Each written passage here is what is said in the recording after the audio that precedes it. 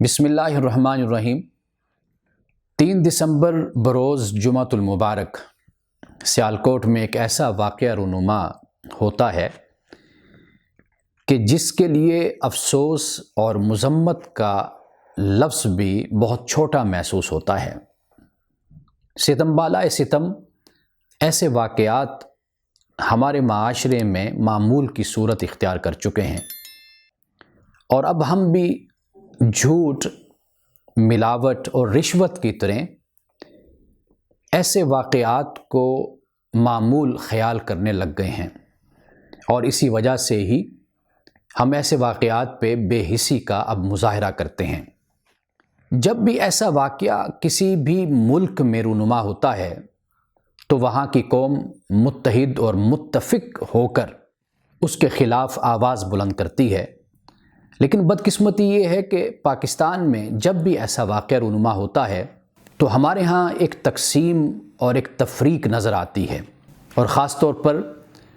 2 نقطہ نظر جو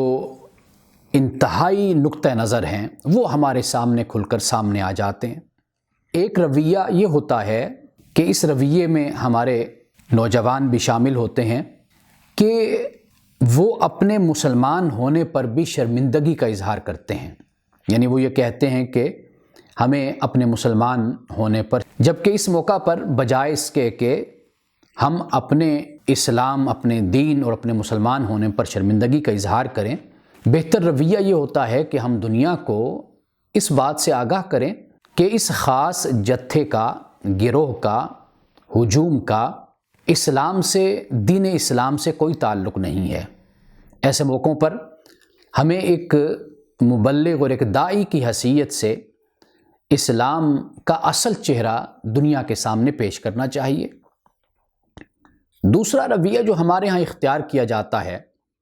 وہ رویہ یہ ہے کہ جب ایسا کوئی سانحہ اور ایسا واقعہ پاکستان میں ہوتا ہے تو اس کے مقابل ایسے دلائل سامنے لائے جاتے ہیں کہ جن سے یہ ثابت کرنے کی کوشش کی جاتی ہے کہ کیا ہوا اگر پاکستان میں ایسا واقعہ ہو گیا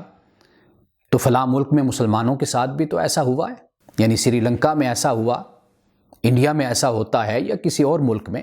پہلی بات تو یہ ہے کہ انسانی جان کا قتل کسی بھی ملک میں ہو وہ غلط ہے اور اس کی مذمت ہونی چاہیے، اور کوئی بھی باشعور انسان کبھی بھی ایسے فعل کی تائید نہیں کر سکتا، اور نہ ہی ایسے فعل کا کسی حوالے سے بھی حامی ہو سکتا ہے۔ اور دوسری بات یہ ہے کہ غلطی ہے جہاں پر بھی ہو، وہ پاکستان میں ہو، وہ انڈیا میں ہو، وہ سری لنکا میں ہو یا کسی بھی ملک میں ہو، لیکن ایک اہم بات وہ یہ ہے کہ دنیا میں جہاں بھی کوئی فسادات ہوتے ہیں یا قتل و غارت ہوتی ہے یا مسلمانوں کا قتل عام ہوتا ہے،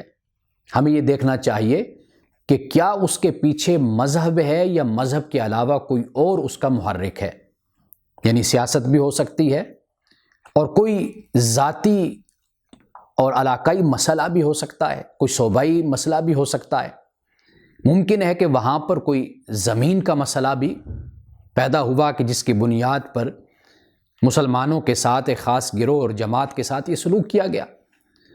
تو دنیا میں جہاں بھی کوئی مسئلہ اگر ہوتا ہے تو اس پس منظر میں اس کا جائزہ لینا ضروری ہوتا ہے، لیکن ہمارے ہاں اکثر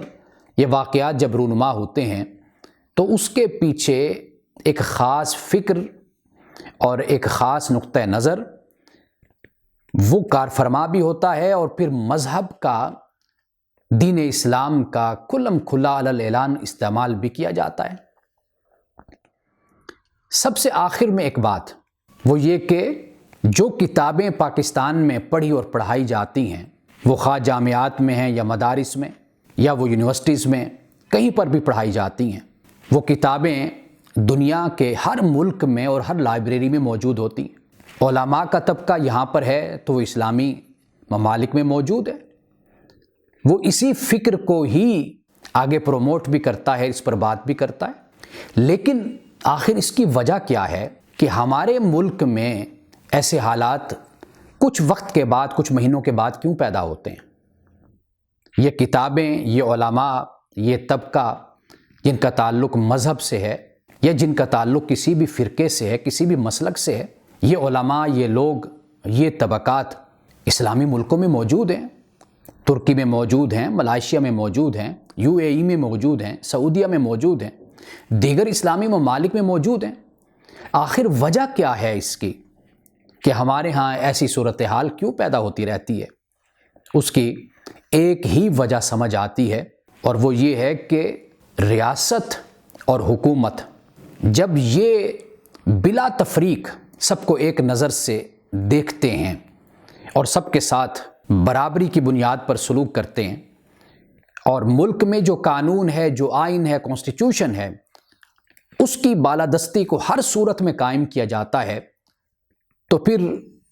ان ممالک میں خواہ وہ اسلامی ہوں یا وہ غیر اسلامی ہو، تو وہاں پر ایسی صورتحال پیدا نہیں ہوتی۔ لیکن بدقسمتی سے پاکستان میں کبھی بھی ان واقعات پر اور ان سانحات پر جو رد عمل اور جو رویہ اور نو ٹالرنس کا، زیرو ٹالرنس کا جو رویہ اختیار کیا جانا چاہیے، وہ ہمارے ہاں اختیار نہیں کیا جاتا۔ جس بنیاد پر پاکستان میں آئے روز اس طرح کے واقعات رونما ہوتے رہتے، اس لیے یہ ایک سوال ہے میرے لیے، آپ کے لیے، ہم سب کے لیے، کہ آخر ایسا کیوں ہے کہ پاکستان میں یہ واقعات رونما ہوتے ہیں لیکن باقی اسلامی ممالک میں ایسے واقعات رونما نہیں ہوتے؟ وہاں پر بھی سب کچھ یہی ہے جو پاکستان میں ہے، لیکن ایک فرق ہے، وہ یہ ہے کہ وہاں پر یہ سب کچھ ہونے کے باوجود کچھ نہیں ہوتا، اس لیے کہ وہاں پر ان طبقات کو، ان فرقوں کو، ان مسلکوں کو کنٹرول کیا جاتا ہے۔ مساجد کا کنٹرول ریاست کے پاس ہوتا ہے۔ جہاں جہاں یہ کنٹرول ریاست اور حکومت کے پاس ہے، ان ممالک میں امن اور اطمینان کی صورتحال ہے، اور پاکستان میں اس لیے ایسی صورتحال اب تک پیدا نہیں ہو سکی۔ اس کی وجہ یہ ہے کہ ریاست کبھی بھی اپنی ریٹ کو قائم نہیں کر سکی۔